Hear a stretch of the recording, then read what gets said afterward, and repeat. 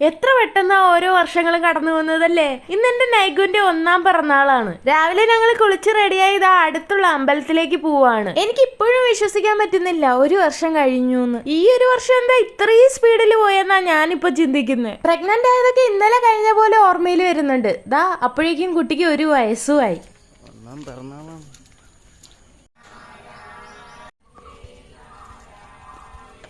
എന്റെ വീട്ടിൽ എന്റെ കല്യാണക്കാരി സംസാരിക്കുന്നതിന് മുന്നേ ഉള്ള സംസാരമായിരുന്നു എനിക്കൊരു ആൺകുട്ടി ജനിക്കുന്നത്. വെറുതെ പറയുന്നതൊന്നുമല്ല, എന്റെ അമ്മ സ്വപ്നം വരെ കണ്ടിട്ടുണ്ട്. അമ്പലത്തിൽ എന്തോ വിശേഷ ദിവസം കസവും ഉണ്ടൊക്കെ എടുത്ത് എന്റെ അമ്മയുടെ കയ്യിൽ ഒരു ചെറിയ ആൺകുട്ടി, ചുരുളം മുടിയൊക്കെ ആയിട്ട്. ഞാനും അടുത്തുണ്ടായിരുന്നു, സെറ്റ് സാരിയൊക്കെ എടുത്ത്. എന്റെ ഓർമ്മ ശരിയാണെങ്കിൽ ഞാൻ കോളേജിൽ ഫൈനൽ ഇയർ പഠിക്കുമ്പോഴാണ് അമ്മ ഈ സ്വപ്നം കാണുന്നത്. അന്ന് ഞാൻ ഈ സ്വപ്നം കേട്ടിട്ട് അമ്മയുടെ അടുത്ത് ചോദിച്ചത്, എന്തായാലും കണ്ടു, ആ ചെറുക്കനെ കൂടെ കണ്ടിരുന്നെങ്കിൽ ആരാ എന്നെ കല്യാണം കഴിക്കണേന്നും കൂടെ അറിയായിരുന്നു എന്ന്. ആ സമയത്തൊന്നും ഞാനും വിഷ്ണു തമ്മിൽ കണ്ടിട്ടേ ഇല്ല. അപ്പൊ പറഞ്ഞു വന്ന എന്താന്ന് വെച്ചാൽ, ഞങ്ങൾ അത്രയും ആഗ്രഹിച്ച് ഞങ്ങൾക്ക് ഉണ്ടായ മോനാണ് നൈഗു. അവൻ ജനിക്കുന്നതിന് മുന്നേ, എന്തിനേറെ പറയുന്നു, വയറ്റിൽ ഉണ്ടാകുന്നതിന് മുന്നേ തന്നെയും അവനെ സ്നേഹിക്കുന്നവരാണ് എനിക്ക് ചുറ്റുമുള്ളത്. നൈഗുവിന്റെ പേരിൽ ഇന്ന് അമ്പലത്തിലെ പൂജയും പായസമൊക്കെ ഉണ്ടായിരുന്നേ. വീട്ടിലെത്തിയ ഉടനെ തന്നെ അവന് എല്ലാ പായസത്തിൽ നിന്ന് ഓരോ സ്പൂണും കൊടുത്തു. അമ്മ താ രാവിലെ തന്നെ നെയ്യപ്പൊക്കെ ചുട്ടിട്ടുണ്ട്. അത് മുഴുവനോടെ തന്നെ കയ്യിൽ പിടിച്ചിട്ടുണ്ട്. നെയ്യപ്പം നൈഗുവിന് നല്ല ഇഷ്ടമായിട്ടുണ്ടായിരുന്നേ. കുറെയൊക്കെ കഴിച്ചിട്ടുണ്ടായിരുന്നു. വീട്ടിൽ നിന്ന് അമ്മയുടെ വക ചെറിയൊരു സദ്യ ഉണ്ടാക്കിയിട്ടുണ്ട് നൈഗുവിന് വേണ്ടി. സദ്യ വിളമ്പുമ്പോഴൊക്കെ എന്റെ മനസ്സിൽ 1 വർഷം മുന്നേ ഞാൻ നൈഗുവിനെ കാണാനുള്ള ആകാംക്ഷയിൽ ഹോസ്പിറ്റലിൽ വെയിറ്റ് ചെയ്യുന്നതാണ്. എന്റെ അറിവിൽ ഇത് ആദ്യമായിട്ടായതുകൊണ്ട് അമ്മ ആദ്യം ഇലയിട്ടപ്പോൾ ഞാൻ കരുതി അമ്മയ്ക്ക് തിരിഞ്ഞു പോയതാവുന്നു. ഇങ്ങോട്ടൊക്കെ പിറന്നാൾ സദ്യക്ക് ഇലയിടുന്നത് ഇങ്ങനെയാണ്. നിങ്ങളുടെ നാട്ടിലും ഇങ്ങനെയൊക്കെ ആണോ എന്നൊന്ന് കമന്റ് ചെയ്യണേ. നൈഗുവിന് പിറന്നാൾ സദ്യയേക്കാൾ